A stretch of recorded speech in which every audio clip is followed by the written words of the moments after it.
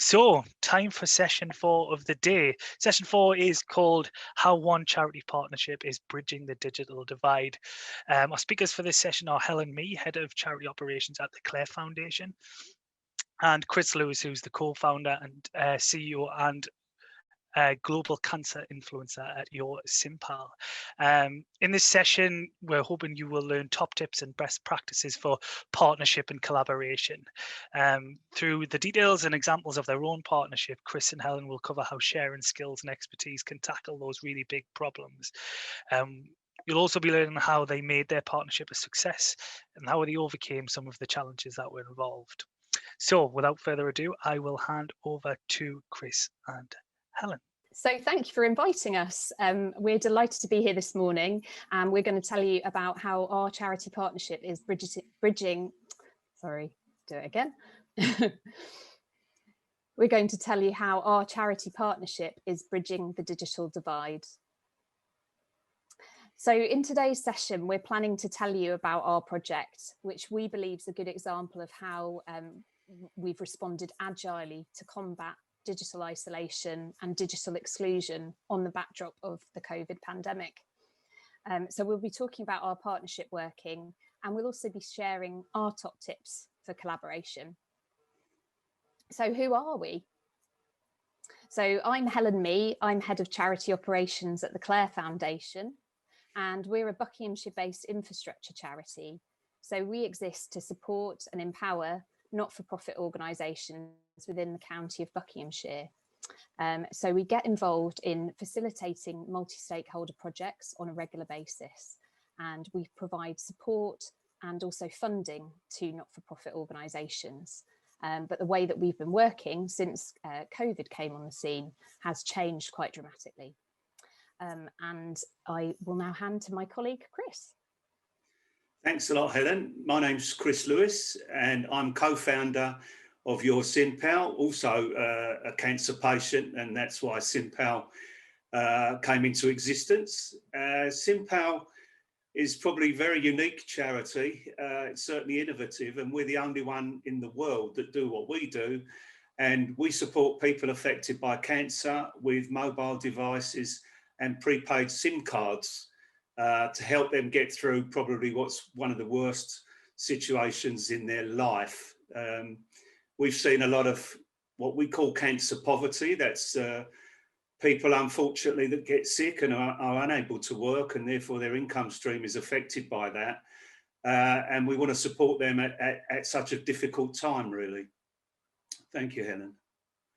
And just a bit of a disclosure. So Chris and I have known each other for quite a few years. So my background before I joined the Clare Foundation was that I worked for national cancer charities. So I'd got to know Chris, and when he launched your SimPal, I was still working in the cancer world. So we worked closely together in the past. So there's a disclosure of how we know each other.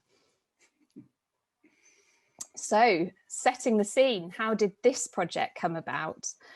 So casting our minds back to March 2020, we as the Clare Foundation are very closely involved in working with our local authority.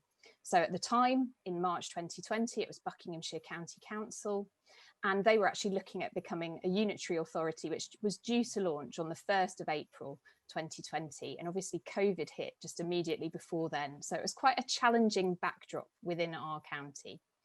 But at the beginning of March, when all the rumours and all the press attention was starting to turn to COVID, and we were hearing about this pandemic that was coming from China and was starting to arrive on European shores, the conversation started to turn to how would we respond within Buckinghamshire to an emergency situation that a pandemic presents.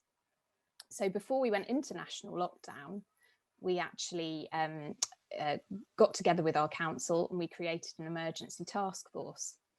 And what we agreed to do together collectively was to address the areas of unmet need, if you like. So we were trying to make our best guess at what the most pressing issues would be as a result of a health crisis. So obviously beyond health and people catching COVID, the areas that we identified were could we have volunteers to support and help people who were shielding because they were vulnerable, because this was all things that we knew were being prepared in readiness for a national lockdown.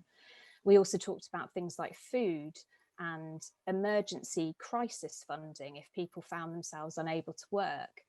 And from a VCS perspective, one of the key things was about how do we deliver services when so much of what we do is delivered face to face? And it was about trying to ready ourselves for pivoting to digital services. But of most paramount importance today for this presentation, the key area that came to light as a real issue that hadn't really been identified by our council at that point in early March was digital exclusion and lack of access to digital devices and the internet.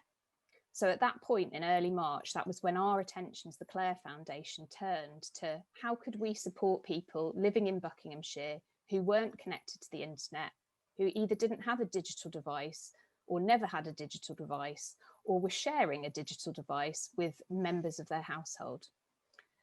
So it goes back some time, and actually the work that went into putting together this project, it felt relatively quick in terms of charity work, but actually it felt like an age at the time. So I reached out to Chris because actually I thought he had lots to offer and share in terms of advice and tips.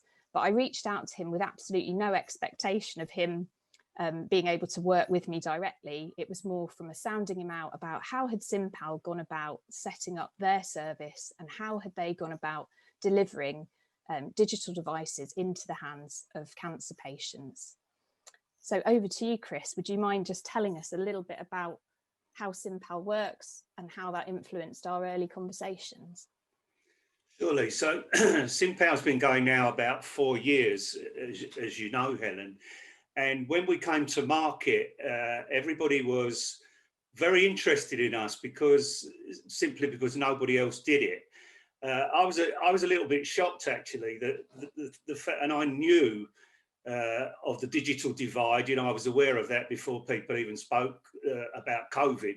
We were aware of the digital divide at SimPal, and it was such a vast market. Through my own personal interest with cancer and my personal involvement with cancer, I could see it day to day what was happening. So that's how SimPal came about. Blair, my partner in SimPal, she runs a B2B mobile phone business, and she said to me, Chris, you know, something has to be done. Cancer is becoming much more common, and the poverty issue is growing. So we met together one day and put our thoughts down on, literally it was on the back of a napkin in a hotel. And we're both action people, we're both entrepreneurs, and we saw the problem and we thought, well, let's crack on and try and find the solution to this. You know, there's been a lot of talk about digital divide for many, many years, but I didn't actually see anybody doing anything. And I'm that sort of person that wants to get on, as Blair is. So we launched SimPal. It wasn't official, it wasn't a registered charity at the time. I used it with some of my friends that have small charities to try and see what crinkles there were in giving people mobile phones, people we didn't know, and how were they going to accept that, and how was it going to be delivered. So we spent about 6 months messing about with that, and we found something that worked, a system that worked. But then we realised that we would need money for this, and we would need to be a registered charity. That was quite an interesting process, because going through charity registration, they were like, you're doing what? You're giving phones to people with cancer. We don't have anyone that does that. And I said, well, no, that's the point. And they said, oh, we're not sure which category you come under. Anyway, that was quite an interesting process to get the charity registered. But actually, it was quite good once we did get it registered. The lady from the charities, she was interested in what we did, so she keeps in contact with us now to see how we're working. But we were very pleased. We knew the challenges of what we were going to do. We chose not to have any partnerships at that time, simply because We wanted to see how things were going. We wanted to take our offer directly to the consumer, i.e. being the person affected by cancer. We felt we didn't want to work with the NHS because they would make it very complex for us to work. And we felt also the same with several of the large cancer charities. It's quite difficult to have a meaningful partnership, I found, with some of the big boys who just want to dictate, and we didn't really need to be dictated to. So we started on our own, and basically we don't advertise, and we very rarely have advertised, which is quite interesting. We have our website, and we go directly to the people that want the service. So what has actually happened over time is that we're full to the brim by people who are told about our service and apply to us through the internet. I mean, we've done a few booklets and things that are going to hospitals, but because I have my own, I have Chris's Cancer Community, and that's been going about 9 years, a website which is established for people affected by cancer. I'm well known across the UK by all cancer charities and by all health organisations. They know me. So when it came to introducing the service, that was actually quite easy because I was already known. I was an established face in the world of cancer. And thankfully, you know, I'm a trusted brand now. Chris's Cancer Community is a trusted brand. It's been going for many years. So for me to introduce the service was actually quite easy. You know, I just went along and said, look, guys, I've got this idea about giving phones to people that don't have communication. And it was like, wow, why hasn't anyone done this before? This is so simple. And I said, well, I don't know, but we're doing it now. So that's where we took off, and we still don't really advertise. We've got a website, and that's about it. And I think the fact that we're small, so we don't have any staff, and that's deliberately done. And it's not to say that I don't want any paid staff, but actually the situation is that we're all volunteers. So there were 4 of us that volunteer for the service. We've all got our heart in it, and actually I've run a big business before I got sick back in 2007, and I personally didn't want the heartache of actually employing staff. I wanted to solely focus on what I was there to do, and that was to help people. I don't want to run a payroll. I don't want to worry about the staff's issues. I just want to do the job, basically. So that made us different to many charities, and makes us nimble and agile. When COVID came, you mentioned March. Oh my goodness me, March, Helen. I thought personally, what am I going to do? You know, cancer, nobody wanted to know about cancer. Everybody wanted to know about COVID. And I've never seen the time when cancer came a very poor second to COVID. And I wondered how that would affect us. I didn't really know. We were only planning to do cancer. So when you came along, it was a great chance for us to experiment. We knew about the digital issues, and we've always wanted to expand into different areas, but we just stuck with cancer simply because it was an area that we were experienced in, and we had good exposure in there. So the opportunity to work with you guys was really great from our perspective too. Yeah, so much to my surprise, Chris basically said, well, why don't we work together? Why don't we plan to work as a partnership? And your SimPal would be happy to be kind of the channel by which to actually distribute the digital devices. So then obviously things began in earnest in terms of setting up the project, doing all the kind of due diligence and all the process behind the scenes. So on the one side, the bit that obviously SimPal didn't jump in and get involved in within Buckinghamshire, what we had to do was determine who we were going to support, what their specific needs were, and how we'd address them. So obviously with digital exclusion, it is multifaceted. There's all sorts of reasons why someone doesn't have access to a device or access to the internet, or as I alluded to earlier, they might be sharing devices. And we know of many households within our county where, you know, home learning, for example, has been a real struggle during this last year because there's one smartphone for a household of 5 or 6 people.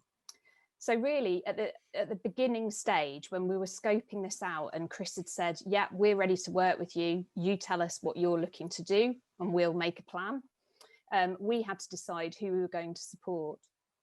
So we turned to the data and we looked at who within the county of Buckinghamshire didn't have access to the internet. And it was actually really difficult to find up-to-date data. I think that's a common problem for organisations within our sector. So we had some really quite dated evidence to work with. So what we decided to do was to reach out to delivery partners within the county of Buckinghamshire who would be working directly with the types of beneficiaries that we might support. And very quickly it became clear that the sort of largest unmet need was in older adults of retirement age. So they represent the largest proportion of any kind of demographic group of people that have limited, if not kind of no access to the internet. So we decided to take a very sort of focused approach and deliver this as a pilot that would support people over the age of 65. And we also asked for organisations to help us identify beneficiaries that had another factor coming into play. So it could be that they were living in social isolation. So they might be in a spot where they are not surrounded by friends or family or have a neighbour that pops in on them. Or it could be that they're living with a long-term health condition. So we were really quite targeted in that approach. So what we decided to do was to work with a limited number of other charities who had direct contact with that beneficiary group. So as I said, we're an infrastructure charity. We work with other charities. We don't support residents directly as our sort of usual bread and butter way of working. So we appointed, if you like, delivery partners who would be our referral mechanism. So they would identify the beneficiaries, and then we would obviously determine whether or not we could take that forward and issue those people a digital device. So that was set up very quickly. Those organisations were really keen, really excited to get involved. You know, all the signs were good. They felt that this would be a really critical project. And by now we're a few months in, we're into May, and you know, people have been living in lockdown and are experiencing how isolating it can be if you're not connected to the digital world. So really we were met by kind of overwhelming positive noise in terms of, you know, everybody thought this was a great idea. So those delivery partners gave us suggested numbers of people that they felt would be able to continue to access their charity services by us providing them a digital device, because clearly those charities were moving their services online. And so what had been face-to-face support was now being delivered virtually or by telephone. So great, all the signs are good. And then turning on the other side to sort of the process and getting the partnership up and running from the SimPal side, obviously we came together, we mapped what we were trying to do. So we came back with a brief saying, right, we've determined who it is that we want to support and how we're going to go about getting those referrals.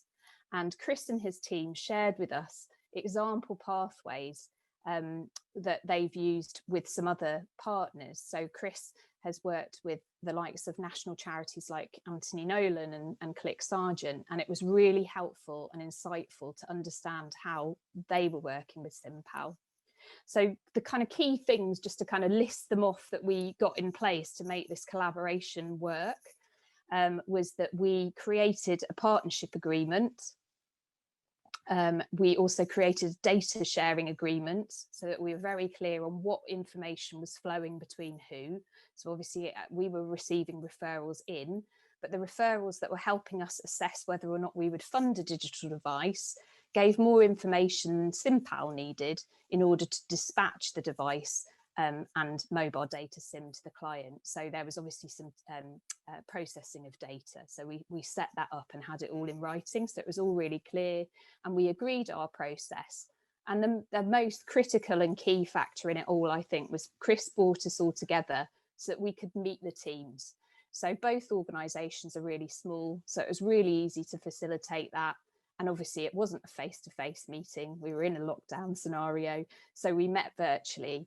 And in fact, we haven't met physically in the entire time of the project, as you can understand and appreciate.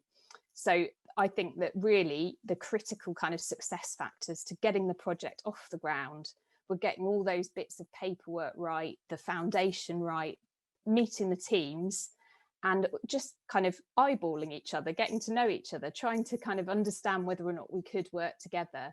And I think often in charity collaborations, there's almost too little of that goes on beforehand. So there was a lot of kind of making sure we were all comfortable before we launched into it. So the service launched, and we were pretty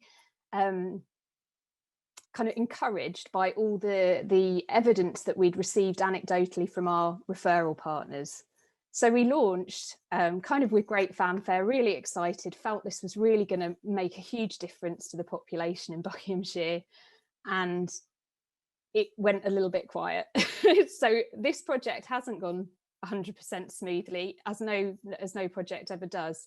So I think our biggest challenge, if we're reflecting on the whole period, has been actually having the beneficiaries referred into the service, which wasn't something we'd necessarily anticipated, because there'd been such a warm swell of interest when we were setting this up. But in any case, we launched, and the referrals eventually did start to trickle in. We'd seen this as a pilot project, and our funding as the Clare Foundation, with support from one of our local Rotaries and also the Bring Joy Foundation, meant that we put a lump sum into SimPal to cover the cost of the devices and the prepaid data SIMs. So we knew that we could support 50 clients from Buckinghamshire with a digital device. So our offer was a smartphone with a 6-month prepaid data SIM with unlimited calls, unlimited text messages, and obviously a quota of mobile data, so that we could get our client base online, and they could start to make use of things like WhatsApp, Zoom calls, etc. And so those early people that came through the programme have gone through their sort of 6-month initial contract with us, and we were delighted to be able to offer them further funding so that we can extend that contract, because actually it coincided with the current lockdown that we're in now. So rather than cut people's connection off and try and help them navigate how to move onto a different contract or a pay and go SIM, we've been delighted to be able to support people for a further period of time. So that's been brilliant, that we've been able to extend those contracts that we're currently paying for their service. So yeah, as I say, the referrals were slower than anticipated, and so we've only supported 24 clients on the programme so far. So we're only sort of halfway through our budget. And a thing that I'd reflect on is actually there's been a kind of change in what people have told us that they would like from a device. So we're actually able to learn from the pilot and the clients we've supported so far. And what we've realised is actually for some clients, a tablet with a mobile data SIM may be more user-friendly and easier to use, because actually quite a lot of our clients in this older age group have some sight loss or visual impairment, and actually the bigger screen is much easier for them. So those have really been the key learnings from my perspective. And I guess it's always been a case of kind of shifting sands on the backdrop of COVID, because we're dealing with changing restrictions, changing government guidelines, rule of 6, not rule of 6, we're in tiers, we're in lockdown. It's been really quite tricky to manage the support component to actually enable our users, our clients, to get active on their device. And the critical kind of success factor in our experience is either having one-to-one support from a charity volunteer once they have that device, or it's very hands-on support from a member of their family who are able to visit them. And obviously with the changing restrictions, it's not always been easy to deliver face-to-face support. And I think telephone support or remote support for people who aren't tech savvy has been an eye-opener. It's been quite a challenge, as I'm sure everyone can appreciate. So Chris, from your perspective, looking back, do you want to reflect on anything that we've learned together and where we are now? Yes, Helen, thank you. That probably summed it up quite nicely. So from my side, you know, having been involved in digital now for, well, personally for a long time, but dealing with digital and other organisations for the last 4 years, I've seen a lot of things. Obviously, COVID coming into the mix was certainly a challenge, no doubt about that. But because we're small and agile, we're ready for anything almost, really. And we deal with we've been dealing with some of the most vulnerable people in society. So, you know, we deal with homeless people, we deal with broken families, we deal with old people, we deal with people that English isn't their first language. So, you know, in terms of our customers, we're used to dealing with all sorts of varying challenges. Older people, that's fairly common for us. Unfortunately, you know, we've had families that have never used a mobile phone, they've never had need for it. And unfortunately, one of those has cancer and needs to go to hospital, and they need to communicate with each other and the hospital. So, you know, mobile devices, we're used to dealing with older people with that as well. So for us, we had an open mind on the partnership. We always know that depending on how the end user is dealt with is where the challenge is. For us to supply is no problem. To us to send it anywhere around the UK is no problem. We don't have any of those problems. But how the key to us really is the partner and the way that they deal with the end user, and that's something that we can't control. As you mentioned, we deal with work with national charities, and every one of those has their own way of working, you know, which is absolutely fine for me. We just do in most cases what we're told, and they all want different impact assessments and things like that. Some of them want to get involved with the patients, others don't. They leave it to us. So there are so many different ways of doing it. You know, what we've done together is just another way, Helen. And what's happened also during that time, as you mentioned, is the COVID, the in and outs of COVID, what's been going on there, the chopping and changing. I mean, that's complex for us, let alone the poor people who are getting a device for the first time. So, but where I am actually proud, I'm actually proud that we saw the problem and we wanted to do something about it. That's where I'm proud, because I talk digital stuff to, you know, a lot of people from top to bottom in this country, you know, from other charities like yourself up to government level.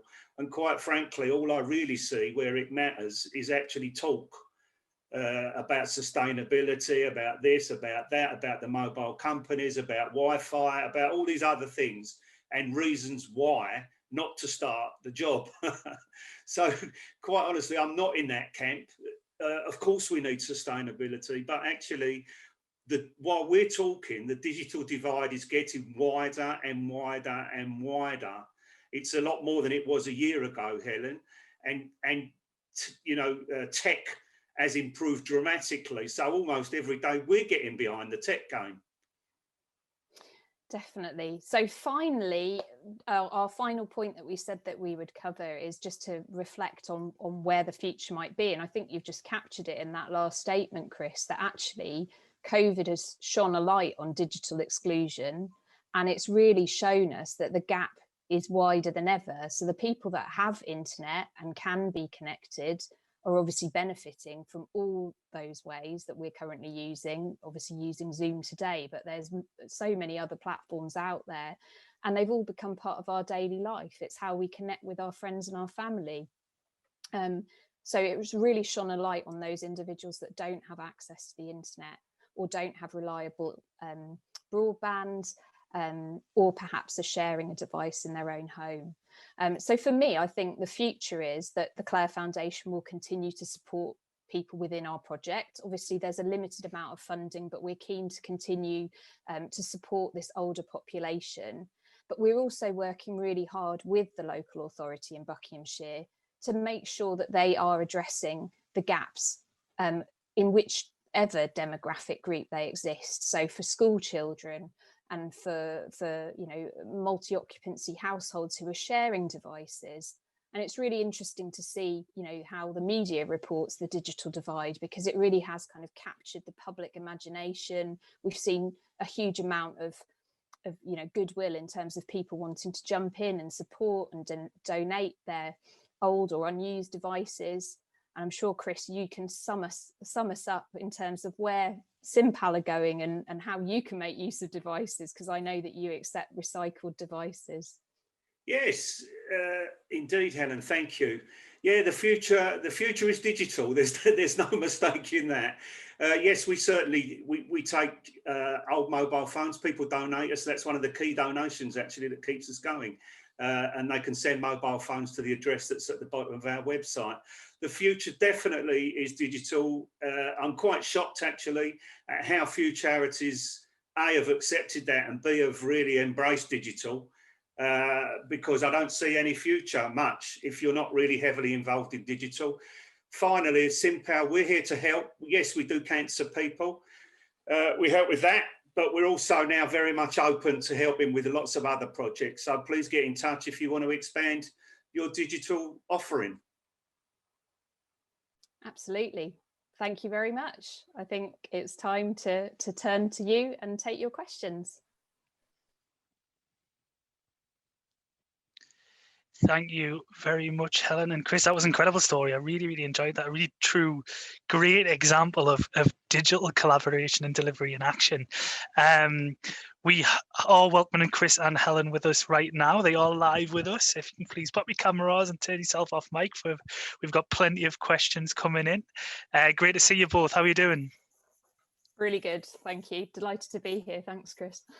Pleasure to have you. How are you doing, Chris? Yeah, delighted to be here again, Chris. It's a great opportunity. There's lots of these little projects going on, and it's sharing with you guys. That's obviously a brilliant audience for us, and the collaboration really is absolutely key, as we've seen to this project. And COVID has shown us lots of different ways. Maybe some of us weren't ready to learn, but a lot of us cracked on, and we're going in a different direction to the one we probably imagined a year ago, I guess.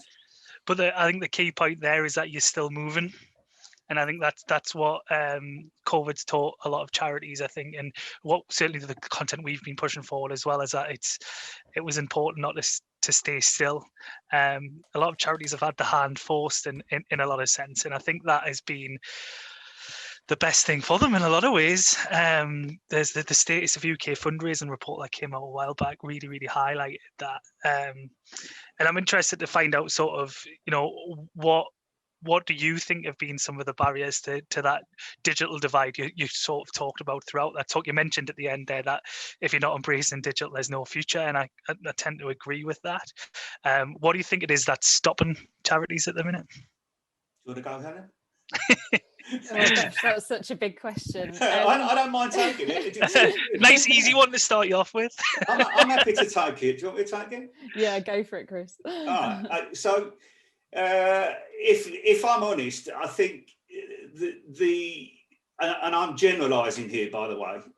So this is not intended to be personal anywhere. But I have a business background. I don't have a charity background. So charity to me, I've only really been involved in it since I got my cancer. And I look sometimes, to be fair. I mean, there's wonderful work going on. I want to say that. So but I am a critic of charity in a lot of respects, and I believe. The larger ones I'm talking about embraced digital, they did, but only in a way that it increased their broadcasting. It didn't actually increase their listening. And quite frankly, a lot have only seen those extra channels just to broadcast their fundraising asks, instead of actually embracing and listening to the people that they should be supporting. Yeah, I think that's an interesting point, and it's something we talk about regularly here at Charity Digital, that to be truly digital. And this goes to a point that Julie Bishop mentioned in an earlier session, actually, that it's about people. And it's kind of got to be about people first, and whether that's deciding, what digital infrastructure you're going to use, or how you're going to deliver your services digitally, or how you're going to market digitally. You always need to do that with the people in mind. And I think unpicking exactly what you're saying there is that it's got to be people first, user centric, whichever terminology you want to use. You got to keep the people front of mind, whether that's audience, whether it's donors, whether it's service users, or whether it's your staff and employees as well. It's all about them and how they use it. I'll maybe feel some slightly easier questions that well, started off with I've got a comment that I'd just like to add, Chris. I think sometimes the thing that holds us back is a bit of a fear of the unknown. And I think a lot of charities want to get things absolutely right, and it actually delays them just getting out there and trialing something. So for us, on the backdrop of a COVID, driver to this project, we wanted to get something up and running to be able to support people with a very immediate problem. And if we'd hung around and taken the same approach that charities often do, we wouldn't have been able to deliver anything. And it was better to kind of try and get something off the ground and pilot it, and recognize that we might make a few mistakes along the way, but we'd rectify them, and through a process of iteration, really, that we'd get to something nearer to the overall best practice model.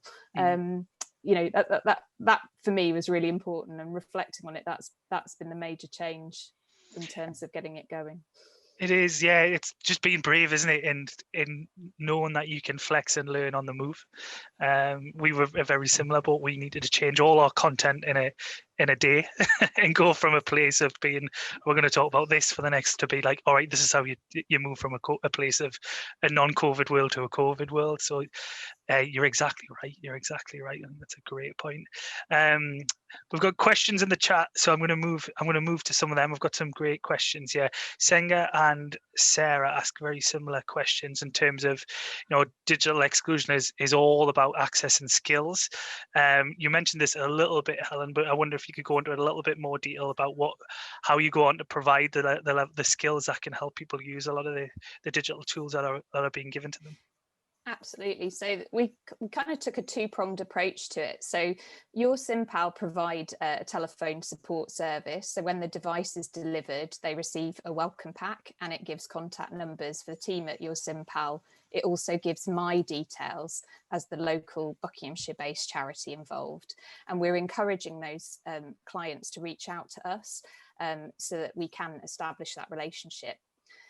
With our different delivery partners that I mentioned, obviously we work with charities that are directly supporting the beneficiaries.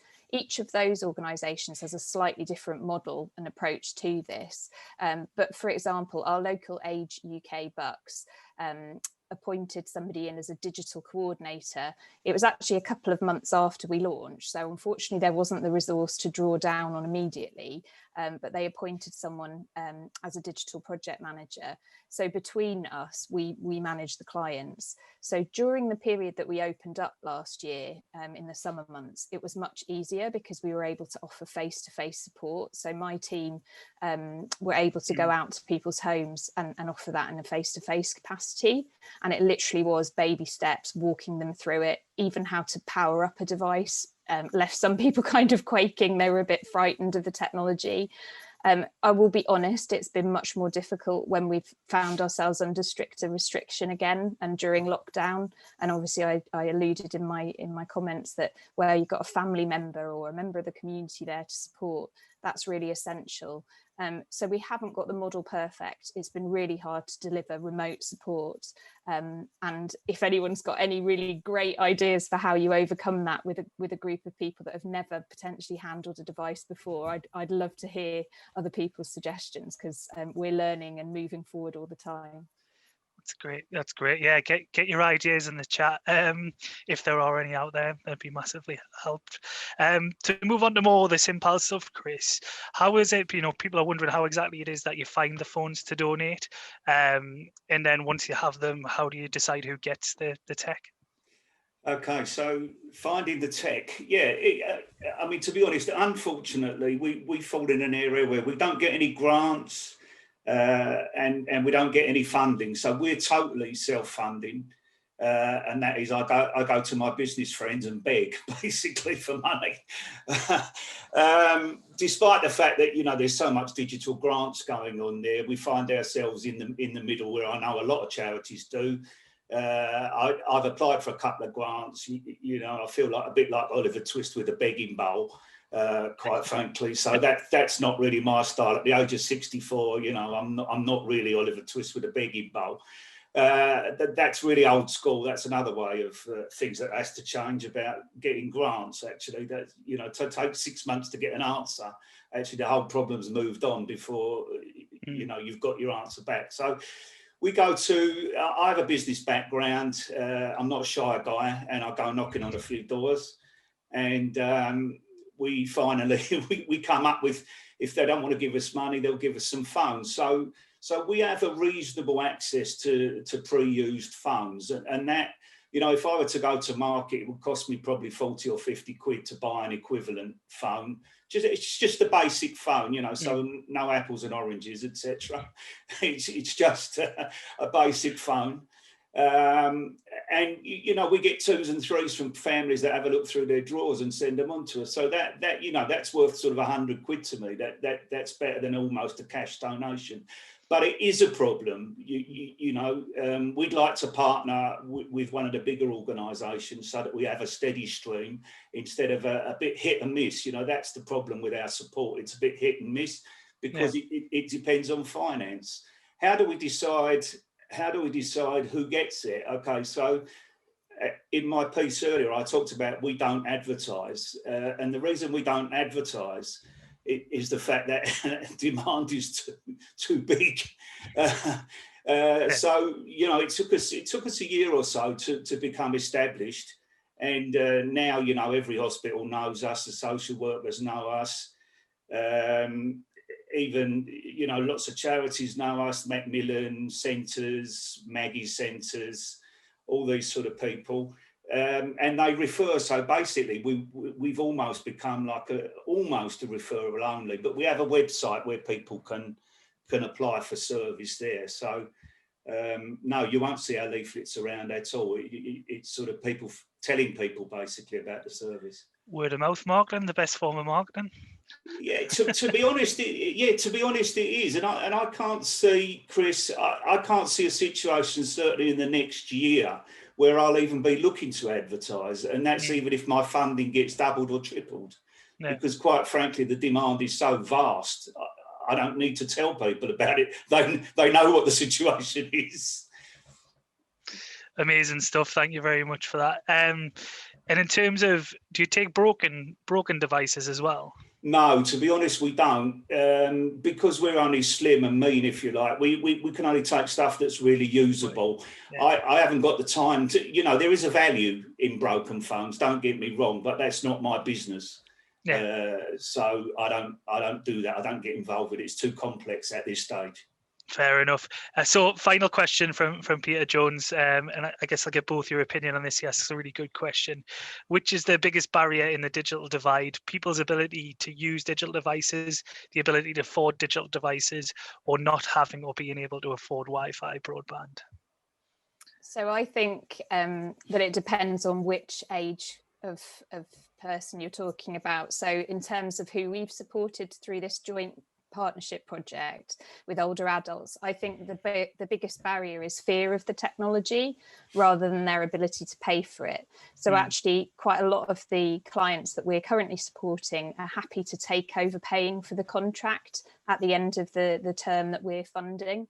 And that isn't a barrier for them, but actually they would have never picked up a device and had a go had we not made this service available, and had they not been able to link into existing support provision from local age-related charities or mental health charities who'd pivoted to digital in response to COVID. So I do think it's different depending on which age group. There's certainly a huge kind of unmet need around people's ability to pay for devices and to pay for, you know, enough broadband or enough data to remain connected. We know that, you know, certain things eat through the data much quicker than others. So if you're streaming, you know, something like this with video feed, it's obviously going to pull more data from a mobile device. So, you know, we recognise that's a big problem. But Chris probably has thoughts as well. I'll hand to him. Yeah, I have thoughts. I mean, if I took, so as I said again, I'm a business guy, right? So if I take the digital problem as a business, really you have to start at the beginning. And for me, the biggest problem is the Wi-Fi situation, right? We haven't got that right as a country, no doubt. You know, there's still parts of the country that don't even have proper Wi-Fi. Yeah. You know, so to be honest, the other bits don't really come into it unless you have the proper tools. That's if I was running a business. But quite frankly, I see vulnerable people day in and day out. And the way the country is, the way society is now, mobile phone is not a luxury. You know, mobile communication is a necessity. Yeah. You know, we talk about gas and electric, of course, that's important. But quite frankly, if you don't have digital communication and the knowledge of it, you know, basic knowledge at least, you almost can't, you're almost stuck because everything is online. Helen's right, there are different problems for different age groups, without a doubt.